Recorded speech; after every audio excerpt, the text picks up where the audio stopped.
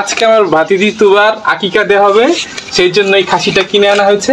আর এখন যেহেতু ছাগল বা খাসির প্রিয় খাবার হচ্ছে কাঁঠাল পাতা, তো সেটাই আমরা দুজনকে খাওয়াবো না, অথবা খাইয়ে দেবো একটু। আর আপনারা সবাই দোয়া করবেন আমার ভাতিজির জন্য। আসসালামু আলাইকুম। আশা করি সবাই ভালো আছেন। আলহামদুলিল্লাহ আমিও আল্লাহর রহমতে অনেক অনেক বেশি ভালো আছি। আর শুরুতে তো সবাই জানতেই পারলেন যে কোন আয়োজনটা আসলে আমাদের বাসাতে ছিল। এটা ছিল মূলত আমার ভাস্তি হুমায়রা ইসলাম তোবার আকিকা। যদিও আকিকাটা আসলে অনেক আগেই আমরা দেওয়ার উদ্যোগ নিয়েছিলাম, হয়তো আল্লাহ তখন কবুল করে নেয়, তাই আমরা আসলে আকিকা দিতে পারিনি। আর হয়তো এবার আল্লাহ কবুল করেছেন, তাই আমরা আকিকাটা দিতে সফল হয়েছি। এই জন্য আল্লাহর কাছে অনেক অনেক বেশি শুকরিয়া আদায় করি। আর তোবা আসলে আমাদের সকলের অনেক প্রিয়। কেন প্রিয় সেটারও একটা কারণ হচ্ছে, আসলে ও আমাদের দেখা যাচ্ছে বাপ চাচার সিরিয়ালের পর, অর্থাৎ আমাদের যে জেনারেশন সেখানে ও তোবা আমাদের বংশের বড় মেয়ে। এই জন্য আমরা সবাই তোকে অনেক অনেক বেশি ভালোবাসি। ওই প্রথম সন্তান বলতে গেলে এখনকার যে জেনারেশন, এই জন্য সবাই কাছে তোবা অনেক বেশি স্পেশাল। আর আপনাদের কাছে একটাই যে আপনারা অবশ্যই সবাই আমার ভাস্তি তোবার জন্য দোয়া করবেন, যেন ও বেশি কিছু না, যেন দিনের পথে থাকতে পারে। শুধু এটুকুই চাই, যেন আল্লাহকে দিনের পথে থাকার তৌফিক দান করেন। আর চলুন এবার বাকি আয়োজনটার যে বাকি অংশ সেইগুলি আপনাদের সাথে একটু দেখানো যাক। আর শুরুতেই দেখতে পেলেন যে আমি আর আমার চাচা মাটির চুলায় যেহেতু রান্নাটা হয়, সেই জন্য মাটির চুলার যে প্রসেসিং সেটা করতেছিলাম।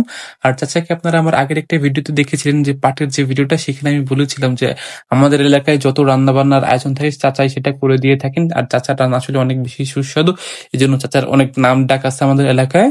আর শুরুতে তো দেখতে পেলেন চাচা কত সুন্দর একটা মাটির চুলা ইট দিয়ে তৈরি করে ফেলেন খুব সহজে। এর থেকেই বোঝা যায় যে চাচা কতটা আসলে এক্সপার্ট। আমিও চাচাকে একটু সাহায্য করতেছিলাম, জ্বালানি কাঠগুলো এগিয়ে দিচ্ছিলাম, আবার আগুনটা জ্বালিয়ে দিয়েছিলাম। যদিও আমি এই চালানোর কাজগুলো একটু বেশি ভালোই পারি, আর আমার অনেক ভালো লাগে আগুন জ্বালাতে, তাই একটু আমি এই কাজটা করেছিলাম। আর গ্রামে যে কোনো আয়োজনগুলো সবচেয়ে যে বিষয়টা ভালো লাগে সেটা হলো কি, দেখা যায় মা চাচি ফুপুরা মিলে সব কাজ একসাথে করে, এটাই সবচেয়ে বেশি আনন্দ। আর এই সময়টা আসলে অনেক বেশি স্মরণীয় হয়ে থাকে, অনেক বিষয় নিয়ে তারা আলোচনা করে একটা স্মৃতি হয়ে থাকে। আর যে শুধু কেবল বড়রাই একসাথে কাজ করে বিষয়টা আসলে এরকম না, ছোটরাও তাদের থেকে দেখা যায় আরো বেশি কাজ করে। তারা যে কোনো কাজে সবার আগে থাকে, অনেক উৎসাহ উদ্দীপনা নিয়ে কাজ করে। তারা দেখা যায় কি, জ্বালানি কাঠ বলুন, পানি বলুন, বা দোকান থেকে যে কোনো জিনিস আনার কথা বলুন, তারা সবার আগে এগুলি করে থাকে। তাদের ভিতরে একটা উৎসাহ উদ্দীপনা থাকে, অনেক আগ্রহ নিয়ে আসলে এই কাজগুলি করে থাকে। তাদের এখানে কোনো স্বার্থ থাকে না, শুধু থাকে একটা ভালোবাসা, একটা টান। এই জন্য তারা দেখা যায় এই কাজগুলি করে থাকে। আর যেহেতু এখানে বিরিয়ানির আয়োজন করা হয়েছিল, তাই বিরিয়ানির যত সব আনুষঙ্গিক মশলা লাগে সেগুলি তো আপনারা দেখেই ফেললেন।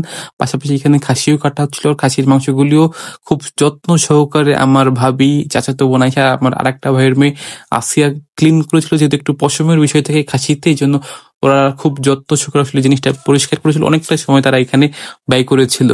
তারপর তো মাটির চুলায় হাঁড়িটা বসিয়ে দেওয়া হলো। তারপর তেল, পেঁয়াজ, মানে বিরিয়ানির জন্য যেসব আনুষঙ্গিক মশলা লাগে একটার পর একটা ধারাবাহিকভাবে দিতে লাগলো আমার চাচা।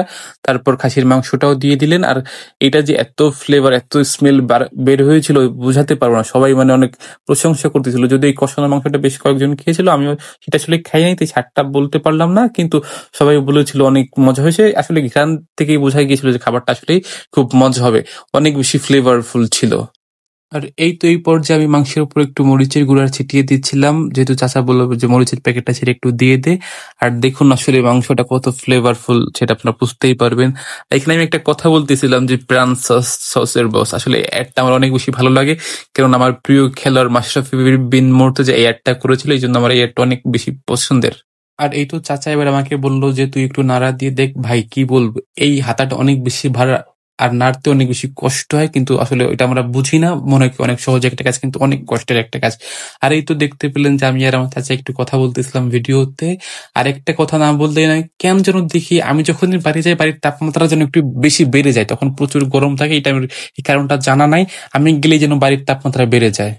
আর এর কারণটা আমি অনেক অনুসন্ধান করে একটাই কারণ পেয়েছি, হয়তো বা আমি আর আমার সাবিনা ভাবে বাড়িতে গেলে একসাথে থাকি দেখি হয়তো বা গরমটা অনেক বেশি বেড়ে যায়। এছাড়া আসলে অন্য কোনো কারণ হয়তো বা হতেই পারে না, এটাই মূলত কারণ হইতে পারে আমি যতটা বুঝি। তো আবার আমরা আমাদের রান্নায় ফেরত আসি। তো অলরেডি মাংসটা রান্না করা শেষ, তাই মাংসটা হাঁড়ি থেকে একটা আলাদা পাত্রে আলাদা করে নিচ্ছিলাম আমরা।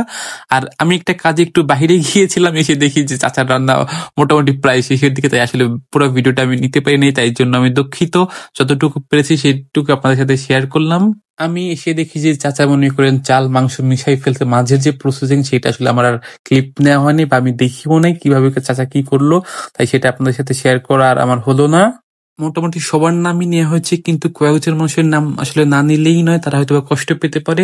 মূলত আমাকে অনেক বেশি সাহায্য করেছে ভিডিও করতে রুবায়েত, আমার ভাগ্নি দীপ, আর একজন তো স্পেশাল সাব্বির। সেটা তো আপনারা সবাই জানেন যে ও আমার কতটা আসলে প্রিয়। ও আমার সাথে থাকলে আমি যে কোনো কাজে অনেক বেশি আগ্রহ পাই, একটা সাহস সাহস লাগে, আর ও না থাকলে কেমন যেন একটা ভালো লাগে না বিষয়টা আসলে। আর এই তো আরেকটা চুলায় আমার মা আর ফুপু মিলে পায়েস রান্না করেছিল। পায়েসটা যে এত বেশি মজা হয়েছিল, মানে কি বলবো, পায়েসটা পুরোটাই পাউডার মিল্ক দিয়ে রান্না করেছিল, হয়তো এই জন্য স্বাদটা একটু বেশি লেগেছিল। আর এই দেখুন দিনটা যে কতটা বেশি রৌদ্র চলছিল সেটা দেখতেই পাচ্ছেন এখন আপনারা। প্রচুর গরম ছিল, আর হয়তোবা সারাটা দিন মাটির চুলার পাশেই ছিলাম, এই জন্য হয়তোবা গরমটা একটু বেশি লেগেছিল আমার। আর এই তো মোটামুটি রান্না করা শেষ। এখন দেখতেই পাচ্ছেন যে সাব্বির আর আমার চাচা মিলে হাঁড়িটা নামাচ্ছিল। আর চাচা আসলে একটু হোঁচট খেয়েছিল, আমি বুঝতে পারিনি। তাহলে হয়তো বা দেখা যাচ্ছে যে আমি আর সাব্বির মিলে এই পাতিলটা নামাইতাম, কিন্তু আসলে আমার একটা ভুল হয়ে গেছিল। পরে আমার অনেক খারাপ লাগতেছিল এডিট করার সময় যে আসলে আমি কি করলাম, বিষয়টা আমার কোনো মানে অনেক খারাপ লাগতেছিল। বুঝাইতে পারবো না যে চাচা হোঁচট খেয়েছে আমার সামনে, আমি কিছুই করতে পারিনি তার জন্য। আর এখন যে পার্টটা দেখলেন, এটা আমার সবচেয়ে বেশি প্রিয় একটা পার্ট, যে দম দেওয়া যাকে বলে আর কি, উপরে কয়লা দেয়, এই পার্টটা আমার অনেক বেশি প্রিয়। আর এই দেখুন এবার বিরিয়ানির যে লুক, সেটা কতটা সুন্দর হয়েছিল বিরিয়ানিটা। আর বিরিয়ানিটা একটু মাখা মাখা রাখা হয়েছিল, একটু নরম, বেশি ঝরঝরা বিরিয়ানি আসলে খেতে ভালো লাগে না, তাই এরকম রাখা হয়েছিল। আর চারিদিকে শুধু ধোয়া স্মোকি একটা ভাইব দিচ্ছিল, যেটা খুব ভালো লাগতেছিল আমার কাছে। আর চাচাই বললো যে বিরিয়ানিটা হলো তুই ভাঙ, যেটা আসলে কাটিং বলে আর কি, সেটা আমি অতটা সুন্দরভাবে পারিনি, তো যতটুকু পেরেছি সেটা চেষ্টা করেছি। আর এই কাজটা আমি সঠিকভাবে করতে পেরেছি কিনা অবশ্যই আপনারা কমেন্ট করে জানাবেন। আগে পরে কখনো করি নাই, তাই ফার্স্ট টাইম যতটুকু পেরেছি চেষ্টা করেছি। আর এই কাজটা তো সাব্বির আমাকে সাহায্য করেছে। আসলে যে কোনো কাজে ও আমাকে সাপোর্ট করে, সাহায্য করে, ও আমার অনেক অনেক বেশি প্রিয়। সেটা নতুন করে আর কিছুই বলা নাই, ও সেটা জানে। তো পরে ওরা সবাই বলতেছিল যে একটু খেয়ে দেখো কিরকম হয়েছে, তো আমিও একটু খেয়ে দেখছিলাম। প্রচুর গরম ছিল, কিন্তু আসলে স্বাদটা পাওয়া যাচ্ছিল, অনেক বেশি মজা হয়েছিল। তো আজকের ভিডিওটা এ পর্যন্তই শেষ করি এখানে। পরবর্তী ভিডিওতে আবার আপনাদের সাথে দেখা হবে। সে পর্যন্ত সবাই ভালো থাকুন। আল্লাহ হাফেজ।